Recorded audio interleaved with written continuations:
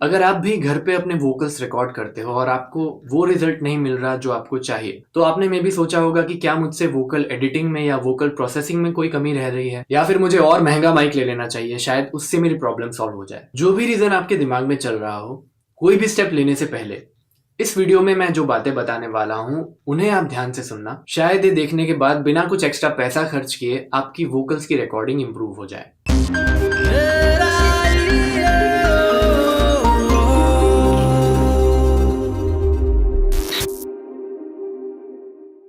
ये video initially मैंने सिर्फ अपनी वेबसाइट के लिए बनाने का सोचा था, क्योंकि वहां पे जब लोग मुझे मिक्सिंग के लिए अपने वोकल्स भेजते हैं तो मुझे वहां पे साफ साफ लिखना पड़ा है कि पहले मुझे अपने रॉ वोकल्स ईमेल करो, उसके बाद ही ऑर्डर प्लेस करो। क्योंकि कई बार ऐसा होता है कि जो रॉ वोकल्स ही रिकॉर्ड हुए होते हैं उनकी क्वालिटी इतनी लो होती है कि उसमें कितना भी प्रोसेसिंग कर लो, उन्हें कितना भी एडिट कर लो, आप उसे बेहतर नहीं बना सकते। लेकिन ये सारी बातें उन पे भी अप्लाई होंगी जो अपने घर पे खुद से मिक्सिंग और मास्टरिंग करना चाहते हैं। तो इस वीडियो में मैं आपको बताऊंगा 5 ऐसी चीजें जिन पे आप ध्यान दो तो आपकी वोकल्स की रिकॉर्डिंग क्वालिटी जरूर इंप्रूव होगी। सबसे पहला point, mike position in the room. आपने अपने रूम में माइक कहाँ पे प्लेस किया हुआ है? हम में से ज्यादातर लोगों के पास रूम का कोई दूसरा ऑप्शन होता नहीं है। जो जगह हमें मिली है हमें उसी का बेस्ट यूज करना है। हो सकता है उस रूम में आउटसाइड नॉइज का ज्यादा प्रॉब्लम हो सकता है उस रूम में रिफ्लेक्शंस का प्रॉब्लम हो, तो ऐसे में माइक की पोजीशन बहुत ज्यादा इंपॉर्टेंट हो जाती है। मेरे केस में आप देख सकते हो मैं यहीं पे अपने वोकल्स रिकॉर्ड करता हूँ। माइक के पीछे की तरफ अकूस्टिक पैनल्स लगी हुई हैं। ये साउंड प्रूफिंग नहीं है, अकूस्टिक ट्रीटमेंट है। सारा साउंड अब्सॉर्ब नहीं करेंगी, रिफ्लेक्शंस जरूर होंगे कुछ ना कुछ, लेकिन रिफ्लेक्शन को कंट्रोल करने में मदद करती है। एक और बात जिस पे कई बार ध्यान नहीं दिया जाता वो ये है कि जब हम रिकॉर्ड करते हैं अपनी आवाज, तो गाते वक्त हमारी आवाज सामने की दीवार पे तो जरूर जाएगी, लेकिन वहां से जो रिफ्लेक्शंस आते हैं वो जाएंगे फिर हमारी पीछे की तरफ जो दीवार होती है वहां पे, और फिर वो रिफ्लेक्शंस फिर से हमारे माइक में एंटर हो सकते हैं। और ज्यादातर कंडेंसर माइक कार्डियोइड पैटर्न के साथ आते हैं।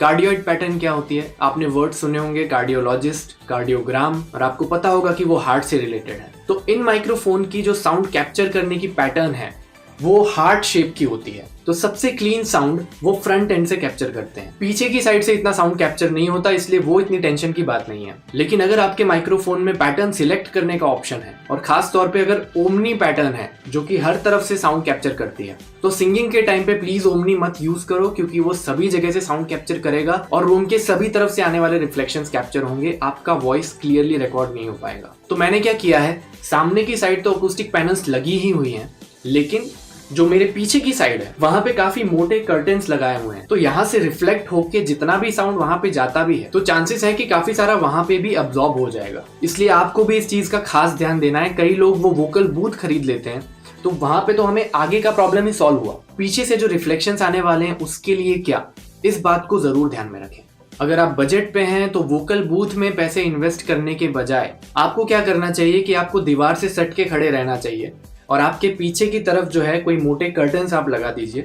माइक का फेस इस तरफ रखिए, सामने की तरफ की दीवार से बिल्कुल दूर। उससे क्या होगा कि आपका डिस्टेंस सामने की दीवार से ज्यादा होगा, तो रिफ्लेक्शंस कम आएंगे, और जो आ भी रहे हैं बिकॉज अब आपके पीछे कर्टन्स लगे हुए हैं तो वो रिफ्लेक्शंस कंट्रोल में होने के चांसेस ज्यादा हैं। और ये सॉल्यूशन ज्यादा इफेक्टिव हो सकता है वोकल बूथ के बजाय। दूसरा पॉइंट है कि माइक से आपका डिस्टेंस कितना होना चाहिए। मैं जनरली 1 फीट की दूरी बना के रखता हूँ। ये एक आइडियल डिस्टेंस है ऑलमोस्ट सभी तरह के सॉन्ग्स के लिए। अगर आप ऐसा गाना गा रहे हैं जिसमें बेस वाली आवाज की जरूरत है, थोड़ी गहरी आवाज की आपको जरूरत है, तो आप माइक के जितना पास जाएंगे उतना ही बेस इंक्रीज होगा। लेकिन इसमें इस बात का जरूर ध्यान रखना है कि इतने पास भी ना चले जाएं कि आपकी वॉइस अननेचुरल साउंड करे। ज्यादा पास जाने का एक दूसरा डिसएडवांटेज ये भी है कि अगर आप पास से गा रहे हो और आप हल्की सी भी वहां पे मूवमेंट करोगे तो बहुत ही ड्रास्टिक चेंज आ जाएगा आउटपुट में।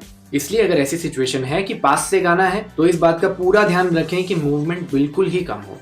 इसलिए अगर आप एक सेफ डिस्टेंस बना के वोकल्स रिकॉर्ड करते हो तो ऐसे में आपको टेंशन नहीं लेना पड़ेगा आपकी मूवमेंट से, जो नेचुरली होती है गाते टाइम सभी की, उससे आउटपुट में ज्यादा फर्क नहीं आएगा। लेकिन फिर ये ना हो कि आप माइक से ज्यादा ही दूर चले जाओ, क्योंकि जितना ज्यादा आप दूर जाओगे उतना ही माइक आपकी आवाज के साथ साथ रूम के जो बाकी रिफ्लेक्शंस हैं वो भी कैप्चर करेगा। रिफ्लेक्शंस तो अभी भी कैप्चर कर रहा है, लेकिन आपकी आवाज जो है वो उन रिफ्लेक्शंस को ओवर पावर कर लेती है। माइक्रोफोन की हाइट ज्यादा ऊपर भी नहीं, ज्यादा नीचे भी नहीं। मुझे आइडियली ये हाइट पसंद है, क्योंकि यहाँ पे मेरी आवाज के साथ साथ जो ये चेस्ट एरिया है वो भी कैप्चर होता है और उससे अपने वोकल्स को थोड़ी बॉडी मिलती है। तीसरा पॉइंट है आपके ऑडियो इंटरफेस में माइक का जो इनपुट है, वहां पे जो गेन लेवल है वो आपने कितना रखा हुआ है। ये बात मैं मान के ही चल रहा हूँ कि आप शायद ये ध्यान रखते ही होंगे कि वोकल्स क्लिप नहीं होने देने हैं, लेकिन कई बार क्लिपिंग ना हो उस डर से हम गेन सेटिंग इतना नीचे रखते हैं कि वॉइस ही ठीक से कैप्चर नहीं होती। आपको लगता है आप एडिटिंग के टाइम पे वॉल्यूम बढ़ा दोगे, लेकिन जब आप एकदम लो लेवल पे रिकॉर्ड हुए वोकल्स का वॉल्यूम अप करोगे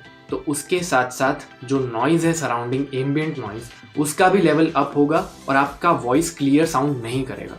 इसलिए गाना रिकॉर्ड करने से पहले आप अपने DAW में जो वॉल्यूम लेवल का मीटर है वो जरूर चेक कर लीजिए कि एटलीस्ट वहां पे 50% तक तो होना ही चाहिए, बहुत ज्यादा भी नहीं और बिल्कुल कम भी नहीं। और गाने की रिकॉर्डिंग के दौरान वो गेन सेटिंग फिर चेंज ना करें। गाना रिकॉर्ड करते हुए गाने का अब एक लाउड पार्ट आ रहा है तो वहां पे हम इन बिटवीन गेन सेटिंग कम कर देंगे।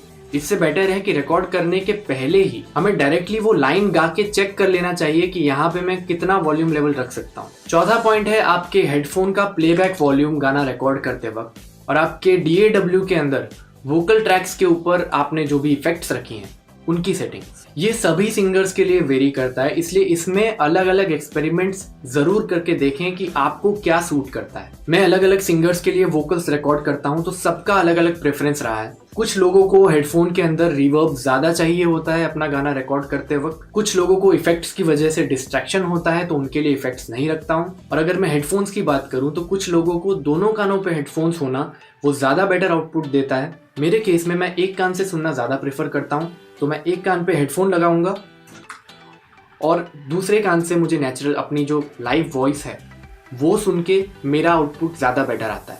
और ये सारी बातें जो हैं वो आपको ट्रायल एंड एरर से ही समझ आएंगी अपने बारे में। सुनने में इतनी बड़ी ना लगे लेकिन आपके सिंगिंग के आउटपुट में बहुत मेजर डिफरेंस ये ला सकती है। पांचवा जो पॉइंट है वो वैसे तो बहुत ऑब्वियस है, practising and the retakes. Practice से मेरा मतलब ये नहीं है कि आपने हारमोनियम के साथ रियाज किया। मैं जिस प्रैक्टिस की बात कर रहा हूँ वो है रिकॉर्डिंग की प्रैक्टिस। अगर आप घर पे रिकॉर्ड कर रहे हो, आपके पास ऑप्शन है, आपके पास टाइम है, तो सीधा फाइनल रिकॉर्डिंग में हमें क्यों लग जाना है।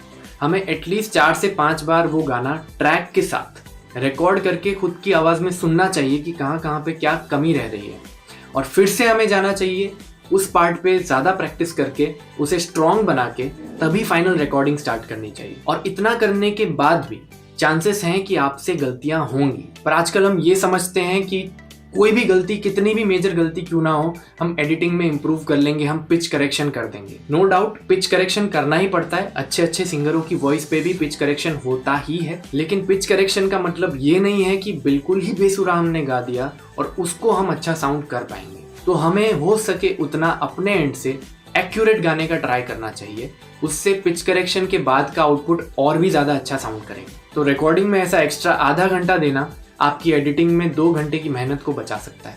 और लास्टली एक बोनस टिप, आप ये पॉप फिल्टर लगा हुआ देख रहे हो, अगर ये नहीं है आपके पास और आप एक कंडेंसर माइक में गाना रिकॉर्ड कर रहे हो तो मेरी रिक्वेस्ट है कि प्लीज़ एक पॉप फिल्टर खरीद लीजिए। इसके बिना बहुत इश्यूज आते हैं, प फ ब ये वाले जितने भी साउंड्स रहेंगे वो ब्लो करेंगे माइक में, और ब्रीदिंग का वॉइस, ऐसे काफी सारे इश्यूज आएंगे जो अभी शायद आपको इतना समझ में नहीं आ रहा है, लेकिन 5-6 साल बाद जब अपना वो रिकॉर्डिंग सुनोगे तब बिल्कुल मजा नहीं आने वाली है। आई होप आप मेरे म्यूजिक प्रोडक्शन के जो व्लॉग्स हैं वो रेगुलरली फॉलो कर रहे हो। काफी टॉपिक्स के सजेशन आए हैं और मैंने सब नोट डाउन करके भी रखे हैं। मैं डेफिनेटली ट्राई करूंगा कि सभी पे वीडियो बना पाऊँ। इन वीडियोस में जो भी कमी लग रही है, क्या मैं इंप्रूव कर सकता हूँ, वो मुझे कमेंट सेक्शन में बताओ। कौन से नए टॉपिक इंक्लूड करने चाहिए वो भी मुझे कमेंट सेक्शन में बताओ। इंटरेक्शन रहेगा तो हम साथ में जल्दी ग्रो कर पाएंगे। इस वीडियो में इतना ही, मैं आपसे मिलूंगा नेक्स्ट वीडियो में। अगर आपने सब्सक्राइब नहीं किया है अभी भी चैनल को तो प्लीज सब्सक्राइब करें, बेल आइकन पे क्लिक करें सो दैट आपको आने वाले वीडियोस की नोटिफिकेशंस मिलती रहें। I'll see you in the next video. Till then, it's goodbye from me. Be good, do good. Serendipity will follow. अगर आप मेरे गानों के कराओके ट्रैक्स यूज करना चाहते हैं अपने वीडियोस बनाने के लिए तो इस वीडियो के डिस्क्रिप्शन बॉक्स में उसकी लिंक दी हुई है, या फिर विजिट करें darshitnayak.com/shop।